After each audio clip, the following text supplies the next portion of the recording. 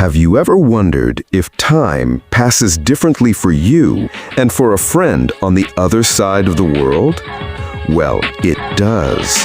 It's all thanks to one of the most mind-blowing concepts in physics, Einstein's theory of relativity.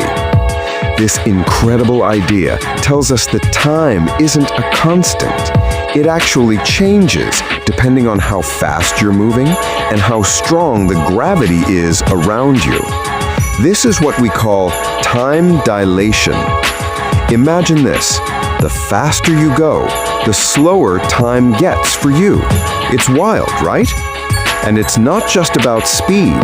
A super strong gravitational pull also slows time down. That's why a clock on a tall mountain actually runs a tiny bit faster than a clock at sea level. We can't feel it, but this little trick of time is super important for things we use every day, like GPS satellites. They have to adjust for this time difference to make sure your maps are accurate.